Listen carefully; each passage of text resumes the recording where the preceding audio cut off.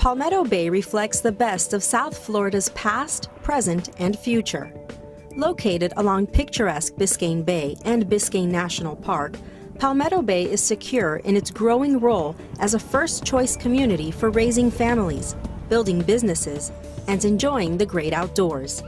With its unique blend of rural Old Florida charm and urban sophistication, this village has established an enviable balance between quality living and responsible growth. That balance is carefully maintained through long-term planning and fiscal accountability, community involvement, outstanding leadership, respect for the environment, and strong public and private support for business development. So what makes up the fabric of a city? What does it take for a village to thrive? The answer is simple: building community.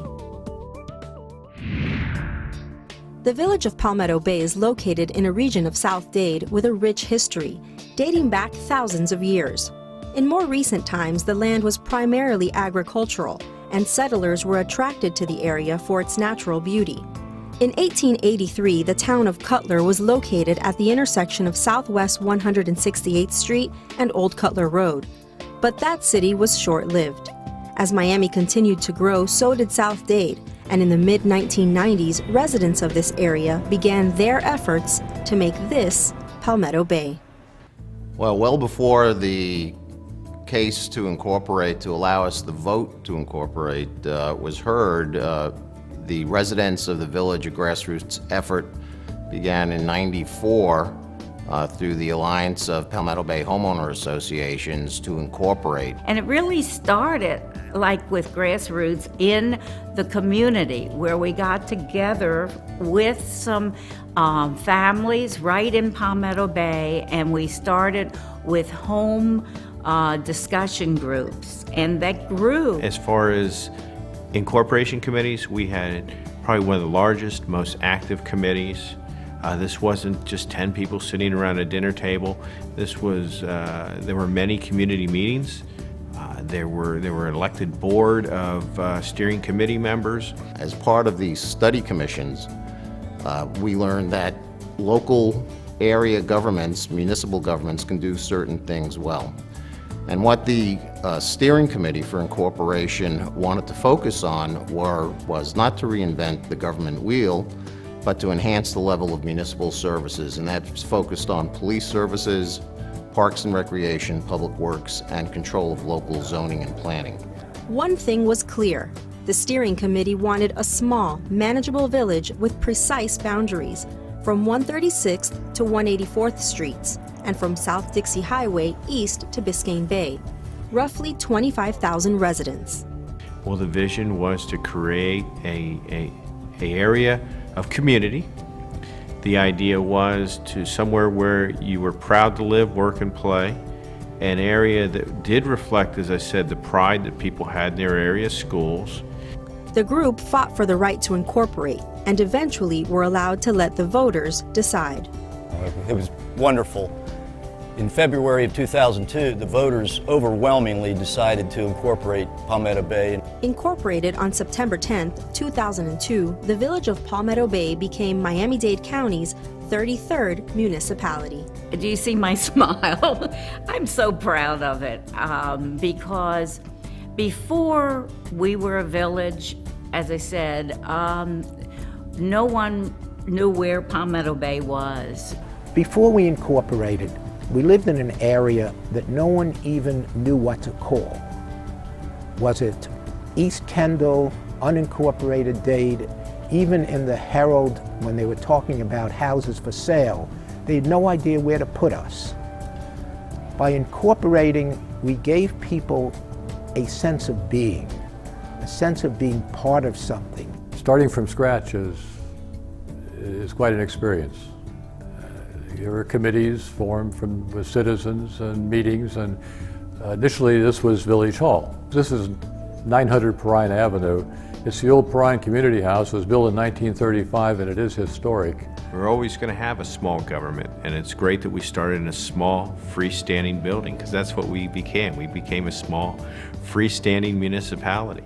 Our first employee was our village clerk. and she got to start here at a receptionist desk, even though she holds the title of clerk. We developed a quick chemistry on the council as well as staff. We really did. There was an affection. We can't say that we always agreed on everything 100%, but we all agreed that we wanted to represent the good of the whole. What do most of the people want? After we incorporated, the mayor had set up committees where the local citizens were also involved and discussed the issues. We really wanted to reach out and again, in a very public process, get as many people involved as we could to start putting in place how this government was going to run. The people really turned out to tell us what they wanted. This was not a vision of the council or staff. It was policy making in accordance with the desires of the community and the execution of those plans that the people all participated in. One major advantage, building this village meant they were able to embark on their own path, which added to the sense of community. But that sense of community came with a high price tag. The only thing that there was a bone of contention was the $1.7 million mitigation ransom that the county made us pay for many years to have the right to incorporate. While that fee was eventually removed in 2009, Mayor Flynn and the council refused to let mitigation remain. Mayor Flynn was very instrumental in forming a coalition with Miami Lakes and Doral mayors to bring political pressure upon the county commission to do away with mitigation. But the village had to work around it for several years, which meant doing more with less. And there was work to be done. One of the first items on the agenda, parks. With recreation at the center of most communities, Palmetto Bay wanted to make sure their park system and its programming covered all ages, from toddlers to seniors. We are centered around Coral Reef Park, which has been described as a gem in the middle of our community. It's a community gathering place. We built a tot lot which got certification and got awards from various children groups, to the other extreme where around our walking path we put in exercise equipment. Coral Reef Park's 54 acres also sport baseball fields, a tennis facility, and beach volleyball courts. This park is also home to the Ken Robinson Memorial Meditation Garden. I'm so proud of the honor, and I'm sure he would be too. Palmetto Bay Park was expanded to 25 acres, and Mayor Flynn had the vision to transform it into the amazing facility we have today. We have 6 girls tournament level softball fields, 4 of which are lit, with a center complex so it meets requirements for softball tournaments, none of which was present anywhere south of the Palm Beaches or Boca. This park also has a boundless playground, designed for kids of all abilities to play side by side. Something else that makes this green space different? A skate park. Perrine Wayside Park gave our furry 4-legged residents a park of their own. We're able to take what was formerly known as Perrine Wayside Park and turn it into a dog-friendly park where you can take your dogs in an off-leash, contained environment.